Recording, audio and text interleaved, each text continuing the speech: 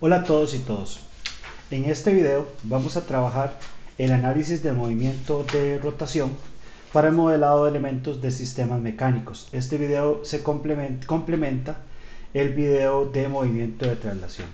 Entonces, cuando nosotros estamos hablando del movimiento de rotación, lo que estamos haciendo, la definición del movimiento de rotación, es el movimiento alrededor de un eje. Entonces imaginémonos que nosotros tenemos, qué sé yo, una masa acá, y esta masa está guindada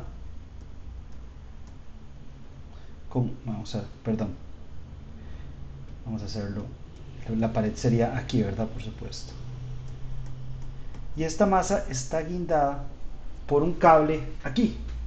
Entonces, si esta masa empieza a girar alrededor de este cable o alrededor de este eje que nosotros tenemos acá, en, el movimiento de rotación sería la definición de movimiento de rotación sería este movimiento con velocidad omega, por ejemplo, alrededor de este eje que está acá. Es importante recordar que la manera en que nosotros expresamos este tipo de movimiento como vectores es que si la rotación se está ejerciendo en este sentido, entonces el vector de rotación, vamos a hacerlo más grueso para que quede claro, el vector de rotación del que nosotros estaríamos hablando sería un vector de rotación en esta dirección. Este sería el vector de rotación omega. Entonces tenemos que seguir la ley de la mano derecha, en la cual nosotros, el pulgar apunta en la dirección de rotación y los otros dedos ejemplifican el movimiento de rotación del que nosotros estamos hablando. Entonces, si esta masa está rotando en este sentido que nosotros estamos viendo aquí, ¿verdad? Ese vector de rotación sería en ese sentido. Pero si al contrario nosotros tuviéramos una masa, la misma masa, que está rotando en este otro sentido, entonces el movimiento de rotación sería un vector en el eje de rotación, pero en el sentido contrario. Recuerden este concepto de eje de rotación, que es bien importante, porque por ejemplo, si nosotros aquí en este ejemplo estábamos rotando la masa alrededor del centro, pero perfectamente puede darse un caso en que nosotros estemos rotando la masa de alguna manera como así. Digamos que esta es una masa y que la masa esté rotando alrededor de este eje y que su eje de rotación sea este omega acá, ¿verdad? Entonces que esté girando, qué sé yo, de aquí para allá. Entonces que esta masa, por ejemplo, en un momento esté aquí y en otro momento se encuentre aquí, por ejemplo, ¿verdad? Entonces giro de aquí para allá y el movimiento de rotación en este caso sigue siendo este omega del cual nosotros estamos hablando. Cuando nosotros estamos hablando de los movimientos de rotación, eh, tenemos un equivalente de las leyes de Newton para movimientos de rotación, ¿verdad? Que es que la sumatoria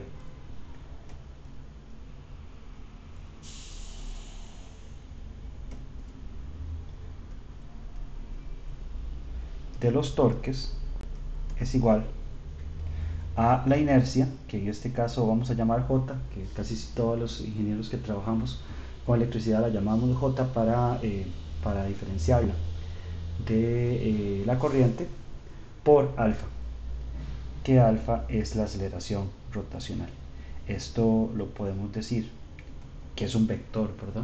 Esto perfectamente podemos decir que es J alfa o que es J omega vector, la derivada de J omega, o que es J por la segunda derivada del movimiento rotacional con el que nosotros estamos trabajando.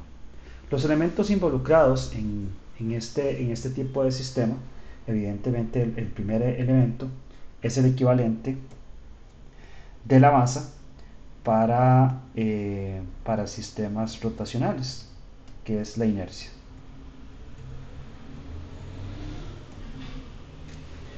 La inercia como tal se define como la propiedad del objeto a almacenar energía cinética producto de la rotación. Entonces, nosotros almacenamos energía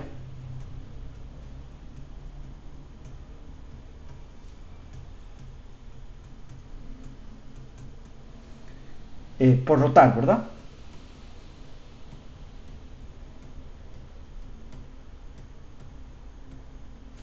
Entonces, estamos almacenando energía por el efecto de la rotación que nosotros estamos teniendo, y en unidades internacionales el valor de la inercia es igual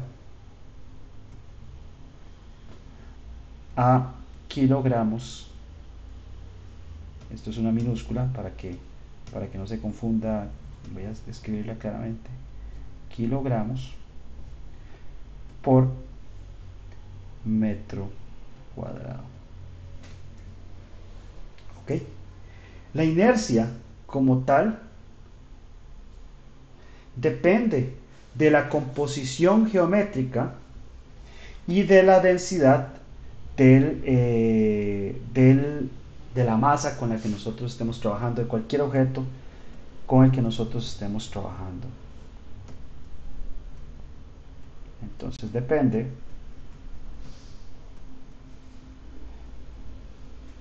de geometría, de la composición geométrica,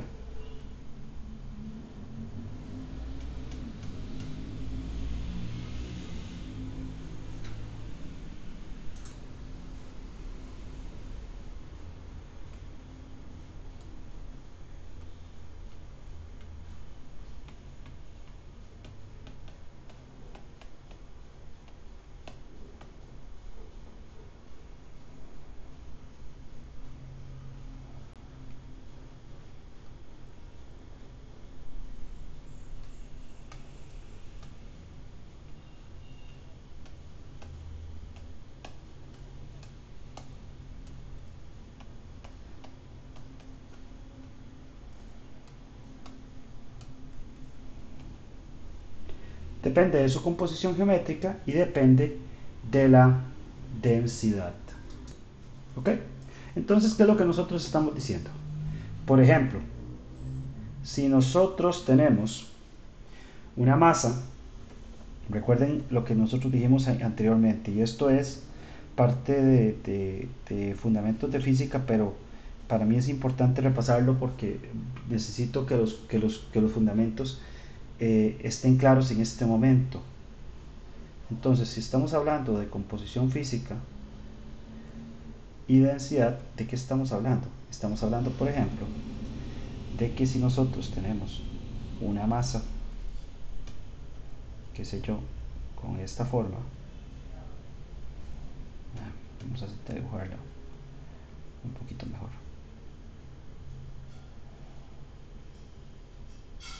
Huepucha, hoy estoy fatal con los dibujos.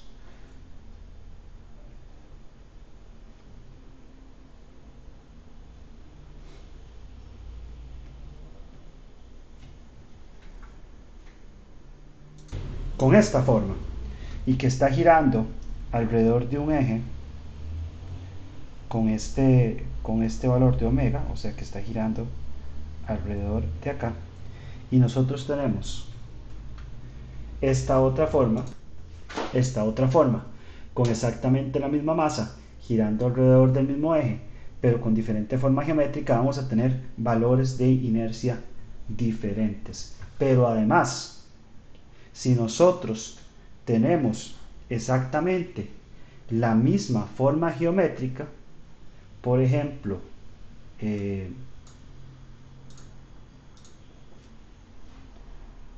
vamos a pensar en una forma geométrica exactamente igual a la primera forma geométrica que nosotros tenemos acá, de esta manera, pero que en lugar de girar alrededor de, por ejemplo, su centro geométrico, está girando a su lado, digamos que está girando como con un omega así, ¿verdad? Que esta es la dirección del vector de giro. Entonces, como este es el vector de giro, es como si nosotros lo tuviéramos agarrado un cable así, y en un momento dado está en ese punto del cable, y en otro momento dado está en un punto, diferente, la misma masa, o sea, porque giró de aquí para allá. Entonces, esta masa, a pesar de tener la misma forma geométrica y tener la misma masa, va a tener diferente valor de inercia. Entonces, este valor, esta masa de acá y esta masa de acá tienen una inercia diferente.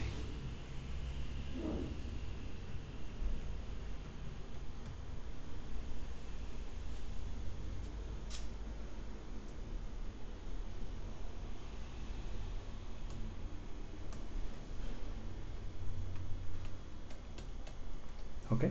Eso es importante recordarlo. A la larga, nosotros tenemos que recordar la definición de inercia que hemos visto hasta ahora.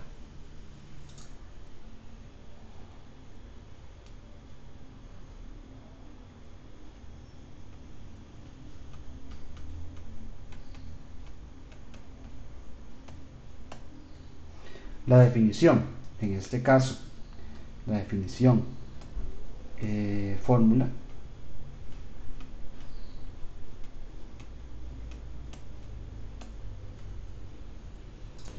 la podemos ver primero imaginándonos una masa.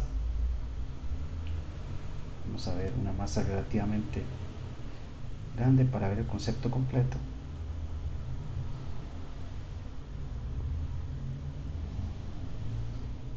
Que está girando alrededor de un eje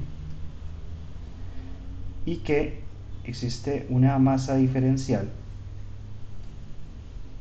¿verdad? Y un valor R, que es la distancia entre el eje de rotación y la masa diferencial. Si nosotros hacemos un zoom de esta masa diferencial, entonces recuerde que estamos hablando de un objeto diferencial. Entonces este sería, desde el punto de vista de cálculo, ¿verdad? Esto sería un dx, un dy y un dz, que esta masa es infinitamente pequeña.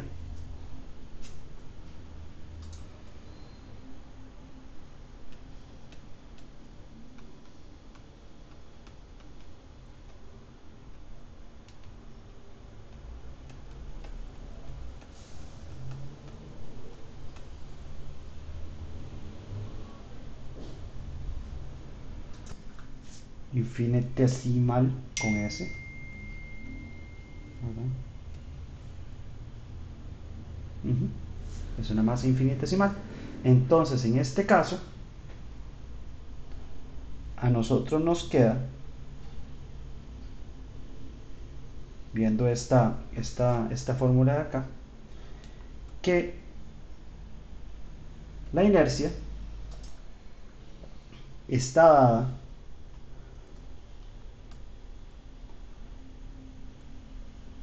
por la integral que trabaja sobre toda la superficie. En este caso vamos a decir que la superficie es Q, tal cual, para ajustarnos a cómo lo trabaja el libro.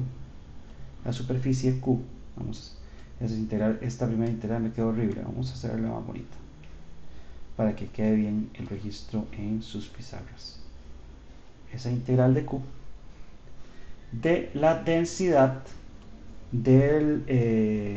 de la masa infinitesimal, que depende de X, de Y y de Z, ¿verdad? Entonces la densidad de cada uno de esos valores infinitesimales multiplicado, vamos a hacer esta fórmula un poquito más abajo, porque ahí me está quedando un poquito fea. Ok, entonces es la integral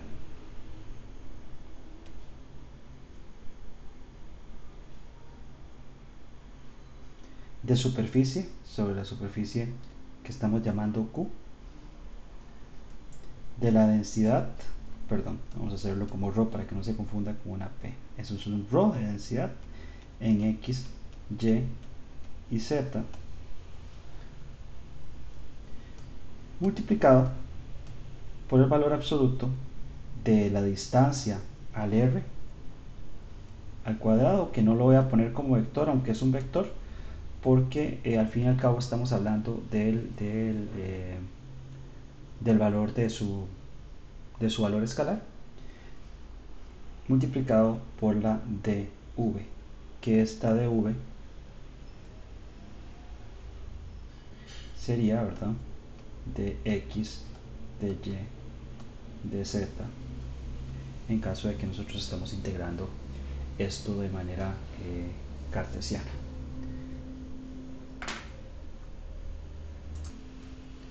Así, por ejemplo, si nosotros tenemos un disco,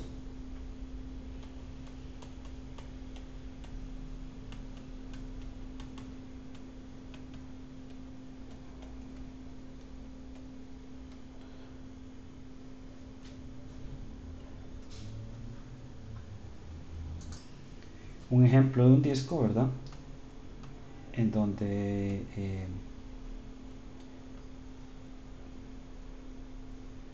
tenemos algo como esto, con un valor R de el diámetro del disco que tenemos acá.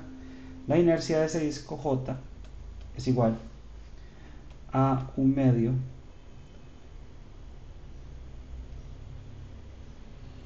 ese 2 me quedó horrible, vamos a dibujarlo de nuevo.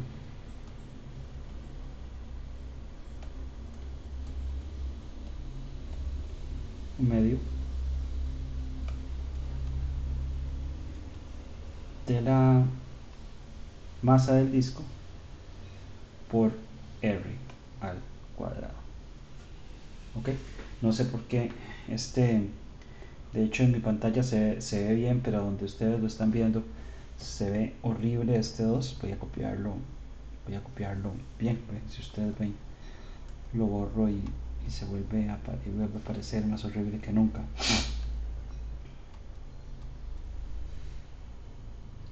Mis disculpas, porque esto realmente es un glitch del sistema. Vamos a copiarlo aquí abajo para que quede un medio de m por r al cuadrado. Esta es la fórmula correcta, y vamos a hacerle una x a esto porque no me está dejando borrarlo, y mis disculpas por eso. Realmente ese es un problema del software. Entonces así nos queda. Esa es la inercia de un disco que tiene un diámetro r y una masa m. Y ahora lo que nosotros vamos a ver son los equivalentes de resorte y de fricción para el caso de sistemas rotacionales. Entonces, para empezar por eso, podemos empezar por el resorte torsional.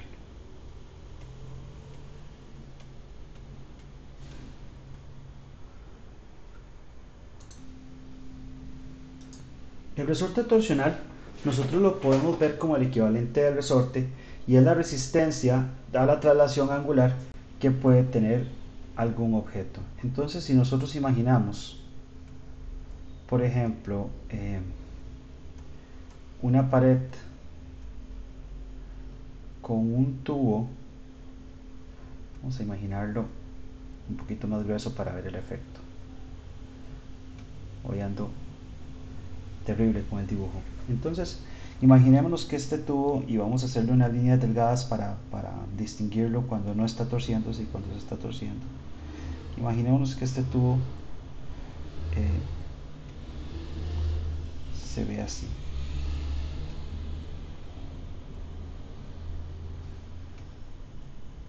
¿Verdad? Entonces nosotros le aplicamos un torque en este sentido, digámoslo así, ¿verdad? Y ese torque hace que el tubo se vaya a desplazar un cierto ángulo.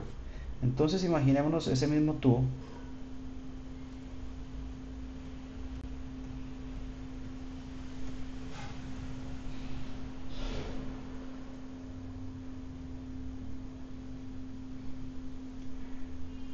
pero ya contorsionado. ¿Eso qué quiere decir? Que se ve más o menos así. Estos me están quedando horribles. Vamos a hacerlo de esa manera.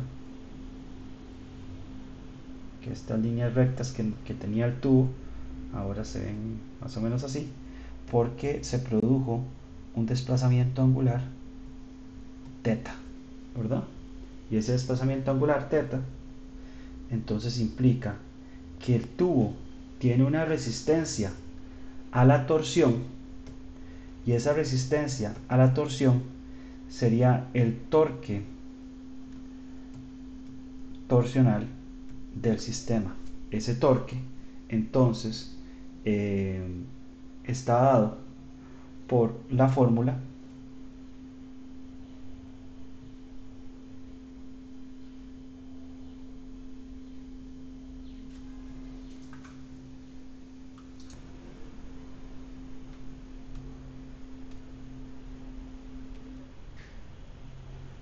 torque B va a ser igual a menos K por la cantidad de desplazamiento que nosotros hayamos tenido sobre el torque. Ojo que le estoy poniendo un negativo a diferencia del libro que le pone positivo, porque el torque, como vemos en esta figura de acá, está oponiéndose a este movimiento de teta que nosotros tenemos acá. Ok, entonces el valor de K, la constante K, tiene unidades de newton metro dividido entre radianes.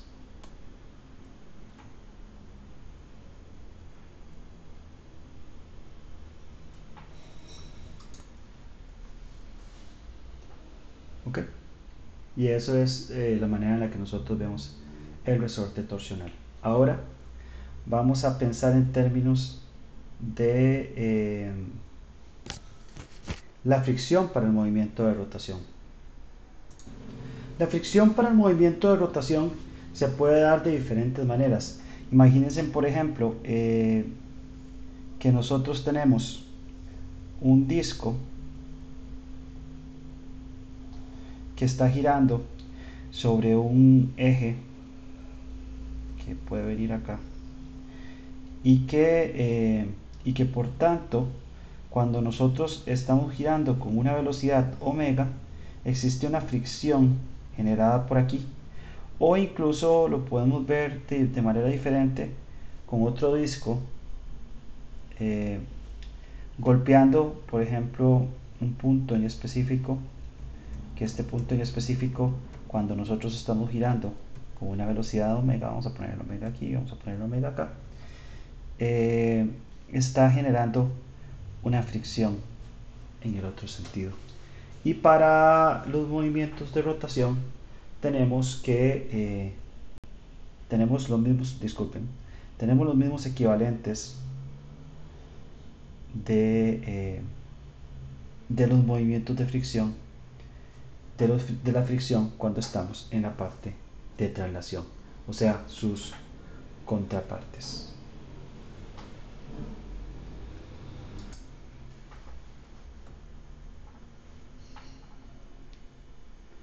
Así, esas contrapartes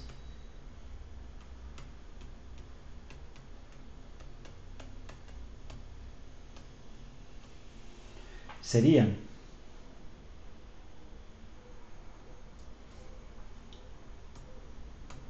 la fricción viscosa,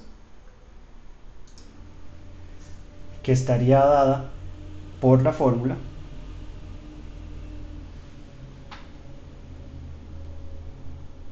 tau de B, vamos a ponerle para que se vea como fricción, sería igual a menos B por la derivada del movimiento. O sea, esto es igual a menos B por omega, como ustedes lo quieran ver. Luego seguiría la fricción estática, que vendría siendo dada por un torque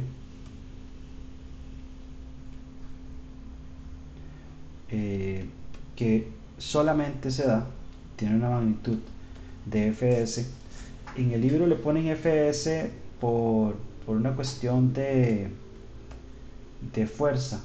Entonces en este caso a la constante yo por formalidad le voy a poner TdS, tau ds, de estático, que es una magnitud constante. Esto es bien importante, voy a ponerlo aquí, que esto es una constante, que solamente se da, que es su valor máximo, cuando θ es igual a 0. Entonces recuerden, si nosotros no estamos en movimiento, entonces la fuerza estática, por ejemplo, si la fuerza estática tiene un máximo de, qué sé yo, 3 newtons metro, y le estamos aplicando 2 newtons metro, el sistema me aplica 2 newton metros de vuelta. Si estamos aplicando 1 newton metro, el sistema aplica 1 newton metro de vuelta, y así por el estilo. ¿Me explico? Y lo que seguiría es la fricción de Coulomb, que estaría dada por la fórmula tau B. Yo le llamo a las torques tau, ¿verdad? No T, que es igual a una magnitud constante, que otra vez voy a llamar F, perdón, no F, sino que en el libro le llaman F, pero yo le voy a llamar T de B, que es una constante y que se da en la dirección contraria de la velocidad, pero que no cambia, que tiene la misma magnitud siempre. Ok, en este caso otra vez el software me está dando un error. Vamos a ver si lo corrijo para que quede bien, que es igual a una menos constante, que vamos a llamar tau c de Coulomb, dividido por el vector unitario en la dirección de la velocidad. Aquí vamos a poner θ' y θ. Entonces, si ustedes se dan cuenta, este vector que está acá es un vector unitario que está en la dirección de la velocidad, que podríamos, o sea, esto es exactamente igual, lo podemos poner como θ entre θ punto, o lo podemos poner como omega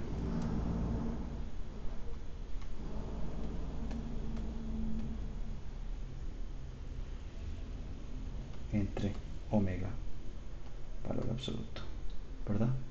Recordando que esta cosa también es una constante. ¿Ok?